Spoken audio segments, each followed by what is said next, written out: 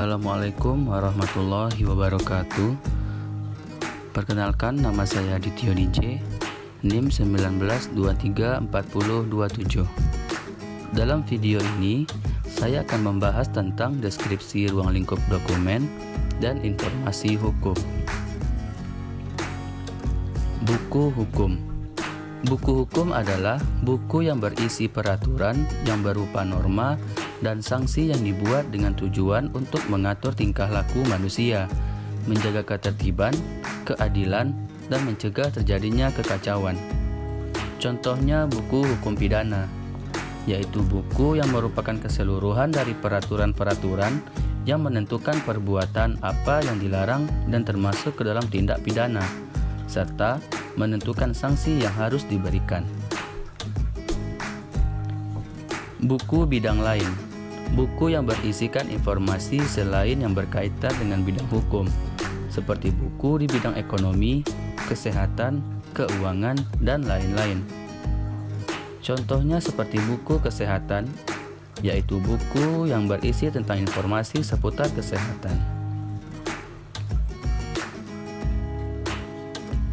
Selanjutnya buku rujukan, buku yang memuat informasi yang singkat dan padat tentang berbagai hal yang diperlukan oleh pemakai yang mencakup kamus, ensiklopedia, atlas, buku acuan, dan buku referensi. Contohnya kamus. Kamus merupakan sejenis buku rujukan yang menerangkan makna kata-kata. Himpunan peraturan perundang-undangan. Menurut sistem Engelbrecht, digunakan sebagai buku referensi utama bagi setiap orang yang berkecimpung dalam dunia hukum, seperti hakim, jaksa, pengacara atau advokat, polisi, pengusaha, mahasiswa, dan lain-lain. Selanjutnya, jurisprudensi.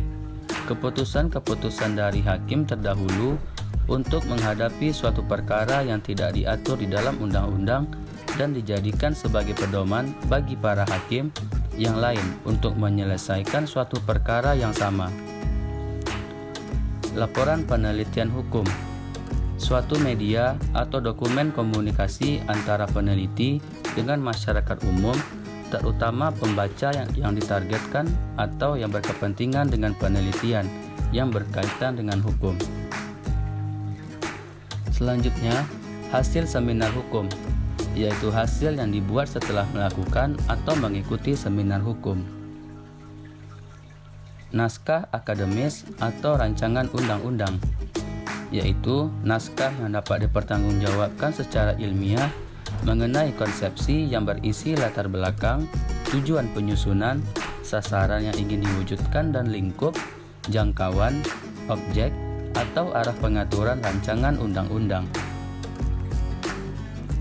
Selanjutnya, clipping bidang hukum, yaitu kegiatan memotong atau menggunting bagian-bagian tertentu dari media cetak yang berkaitan dengan hukum, mulai dari majalah, buku, tabloid, koran, hingga sumber lainnya.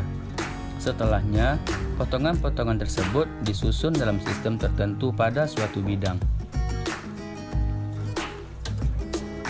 Selanjutnya, berita negara, yaitu suatu media resmi yang diterbitkan pemerintah Indonesia untuk mengumumkan peraturan perundang-undangan dan pengumuman resmi lainnya. Berita yang lebih rinci dapat diterbitkan tambahan berita negara. Selanjutnya, lembaran negara, yaitu publikasi berkala dengan ikutan penomoran, pemuatan yang berisikan berbagai informasi yang berkaitan dengan segala bentuk kebijakan, pengumuman, peraturan, dan perundangan yang dikeluarkan oleh badan atau lembaga pemerintah.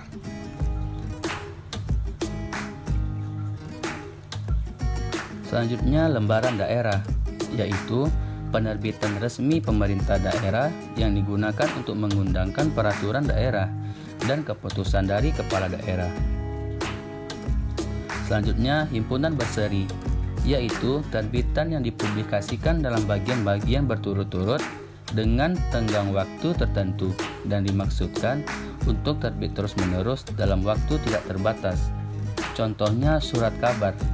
Surat kabar dikatakan terbitan berseri karena memang diterbitkan secara periodik dan bersifat terus-menerus, karena memang surat kabar setiap hari terbit dengan isi yang berbeda.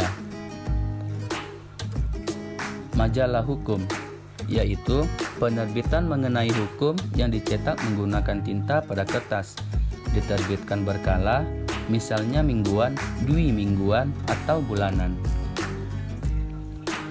Selanjutnya majalah lain, yaitu salah satu jenis alat komunikasi dalam bentuk publikasi yang terbit secara berkala seminggu sekali atau sebulan sekali atau pada waktu-waktu yang teratur. Majalah ini diterbitkan dengan isi yang antara lain artikel-artikel maupun berita-berita. Selanjutnya surat kabar. Surat kabar adalah lembaran tercetak yang memuat laporan yang terjadi di masyarakat dengan ciri-ciri terbit secara periodik, bersifat umum, isinya termasa dan aktual mengenai apa saja dan di mana saja di seluruh dunia untuk diketahui oleh pembaca. Selanjutnya pamflet bidang hukum, yaitu lembaran kertas yang dikemas dengan cara dilipat yang saling berkaitan antara yang satu dan yang lainnya, serta tidak memiliki cover ataupun jilid yang berisi informasi seputar hukum. Selanjutnya bahan pustaka non-buku, yaitu bahan pustaka non-buku adalah bahan pustaka yang bentuk fisiknya bukan berupa buku, seperti CD atau compact disc dan microfiche. Contohnya adalah microfiche. Microfiche merupakan bahan pustaka berupa lembar mikrofilm yang memuat sederet citra atau gambar berukuran kecil dari bahan cetakan. Sekian pembahasan saya dalam video ini. Mohon maaf atas kekurangan dan kesalahan. Saya akhiri dengan Assalamualaikum warahmatullahi wabarakatuh.